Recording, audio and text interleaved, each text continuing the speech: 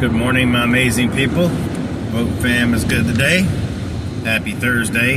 Just wanted to come on here and talk about Smackdown tomorrow and my upcoming expectations for one particular segment tomorrow night, which is going to be the Seth Rollins, CM Punk, Roman Reigns segment, which they've been advertising now for two. Or Heyman came out and said something last Friday, and then Seth came out and said something Monday, which both got booed, by the way. So that ought to be interesting. Of course, Italy will love it because it's in their town, so they're going to love it. But the last two cities didn't like that too much. But anyway, wanted to focus a little bit on that. I don't know what's going to happen, but I do know this. I didn't want this to happen. I don't think I stand alone on that either. There's nothing at stake in this match. I felt like if it was just Roman and Seth, I think I could have been okay with that, with nothing at stake, because there's a very, very, very long feud between the two that's been built up through the years. They've even had, I think they've had a match or two down the road, but like down the line. But I mean, I can handle that with nothing being at stake. It's the Punk being involved just makes no sense to me. And I understand, like, look, Seth and Punk have a history too. So again, that I understand. Seth and Punk, okay.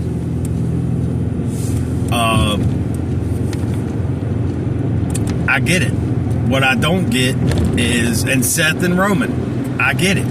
Seth with either one of these two guys one-on-one, I get it. But throwing Punk into the mix with these particular two guys, I don't understand. And I know everybody's Paul Heyman. He's the link between the two. And Roman's not happy because he's, dealing, whatever. But I don't care.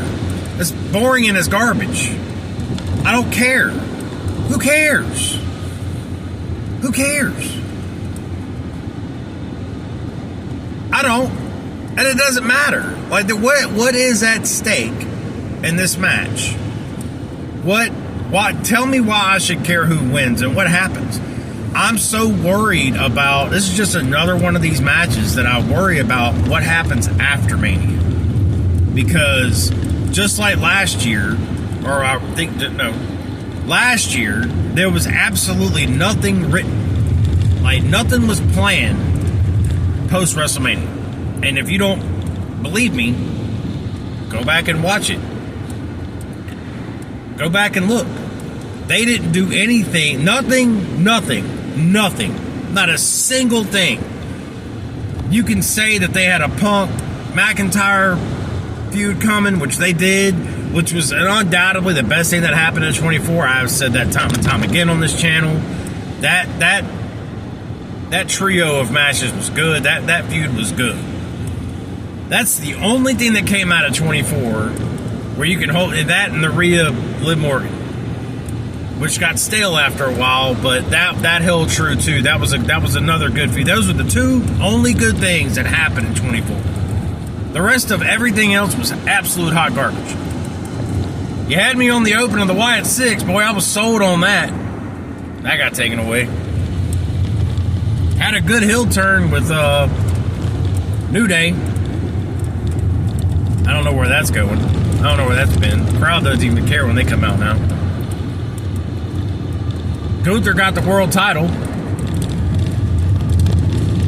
That went stale after Cody beat him at Crown Jewel. There were things that happened, very significant things that happened last year that just, they did not have things planned. They did not have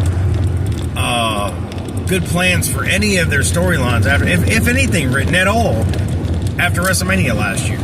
And it's atrocious. And it sucks. And I just don't want that to happen. So when I sit here and I think about this triple threat match between Roman, Punk, and Seth, that's what I think about. Like, what happens at, like, who cares who wins this match? Who cares? Now, I'll say this, and my son and I were talking about this last night. Like, if Jay wins the championship and beats Gunther at Mania, how's that sit with Roman? Because, he always called that the secondary title. So Jey Uso has the secondary title, and you don't have anything. And you never got your rematch with Cody. So, where does Roman sit with that? But then again, and I told him this, what does it matter? Roman's never there anyway. And it's like, do you think he asked me this, he said, do you think that Roman's kind of butthurt over Cody winning last year and then making that move, so he just decided to sit 24 out for the most part, and 25 up to this point too, is outside of a couple of sightings, Roman sightings, he's been MIA as well. So when I said, you know what, I do think that. I think that Roman was like, when they told Roman he was going to lose to Cody, because I do not think that was the original plan. When they came to Roman and said, you're going to lose to Cody at Mania, I think Roman was like, that's going to be the biggest mistake. And if you do that, I'm not participating. And I think he took more time off. Let's come to a complete stop to make a turn. Cool. Sorry, a little road rage there. But anyway, that's what I honestly think happened. I think that's Roman just said, you know what? You want to take the title off me and put it on him? You're going to find out real quick what's going to happen. Because I think Roman knew. Cody is the worst world champion I've ever seen in my life. And I'm going to say this right behind that. I'm not throwing rocks at Cody. I'm throwing rocks at Triple H. Because I don't think this is a Cody problem. Okay? I think this is a Triple H problem. I don't think that Cody is the reason Cody sucks. Yes, he could be better. Absolutely. But they have pampered Cody this entire time. All the way back to Brock Lesnar. They have done things to prop Cody up and build Cody. Since he came back from AEW, they have done nothing but do everything they can. They have moved mountains to build him stronger. And he brings nothing. Nothing. So I do not blame Cody for all of it. Yes, he is to blame. Yes, he is part of the problem. But at the top, when a company does bad, you can blame the employees all you want. It's the guy in charge you got to look at, because he's letting all this go down. And Triple H is over creative. So at the end of the day, he's the one. So you have to look at him first. So you can blame Cody, you say Cody's trash, you can do all that all you want to. It's not that when I say Cody's trash, yeah, he can do better. But I'm not looking at Cody saying you're trash. I'm looking at the company saying, what are you doing with Cody? Yeah, he could be better. But he doesn't need to be champion. He doesn't. He doesn't need to be. Dude, we're going a year in, and he's done absolutely nothing with the title. He's had no remarkable matches with anybody. The Kevin Owens lately, I think, how many matches do we have with Owens? Like 2 or 3? Those are probably the best. But so he hasn't had any memorable matches. When this run is over, you're not going to be able to look back and go, man, you remember that match with that? You remember that match with that? You remember that match with him? Nobody's going to do any of that. That hasn't happened. There's been no memorable matches with anybody he's had in this run. None. And this will probably be it with Cena, and he's probably going to lose. And that's because of Cena, not him. Just like it was Roman. The last 2 years, it was Roman. Roman was the one that made the matches memorable. Not Cody. Cody doesn't elevate. Cody's not an elevator. He's not. Roman is. Cena is. They have that he doesn't have. And that's what I'm saying. You got him in the wrong tier, man. He's not a Roman. He's not a John Cena. He's just not. He never has been. So that's my problem. And it's not with Cody. It's not all with Cody. I'll look at the leadership. I'll look at Triple H. I'll look at Paul Levesque and say, what are you doing? This ain't okay. You got to make some changes, man. Things got to happen. I don't know what he's going to do. I don't know. I just know at this point, I'm going to keep saying it, I have absolutely no faith in what Triple H does with this company. I've had people tell me, well, if it's so bad, why don't you go watch AEW and look at their creative? That's trash too. It's not good either. I mean, they're hit or miss. I say sometimes they hit a little bit more than WWE does. They got decent storylines over there. And sometimes they do in WWE. It just depends. They haven't had any lately, though. I can say that. AEW has had better creative than... Right now, AEW, they're struggling. But, and I don't like bashing the little brother. I don't like doing that. All right, let's just Auburn. All right, you're going to talk about some Auburn? We'll talk about some Auburn. All right? But we're not doing that right now. I want to talk about little brothers. We'll talk about Auburn.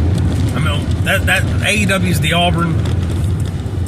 WWE is the Alabama. And guess what? People trash Alabama all day long because they are the ones with all the championships. They're the ones with the shiny cars and the girlfriends, the trophies. They're that one. That's WWE, and that's why I hold them to that standard. So when I see trash, I call it. And they'll continuously be that. And if you don't like that, bye. Plain and simple. I like to win. I like to watch winning. And this isn't winning. This is awful.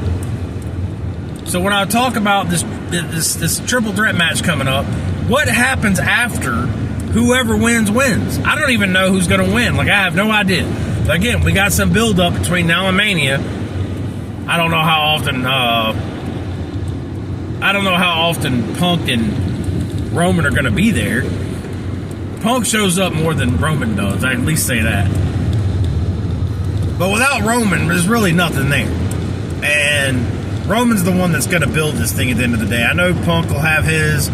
No disrespect to Seth and Punk because they're good at what they do. And you're going to have three of the best in the ring at one time. That is a good thing. And that's another thing is where will this match be placed? Will this be the main event night one? My prediction that it will be. It's just a slim chance it could be the opener of WrestleMania. Slim chance. I know Roman likes to either be the first or the last match. So we'll see where they put it. Because this whole Jey Uso Gunther match is supposed to be a main event. Well, we know it's not going to be main event night 2. Because that'll be the Cody Cena.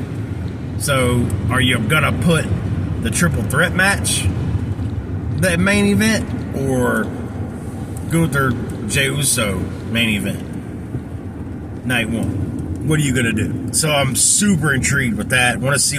I'm listening to Michael Cole and these guys at the table talk because I'm looking to see if they're gonna say anything about that and where that's gonna be lined up at WrestleMania. Okay,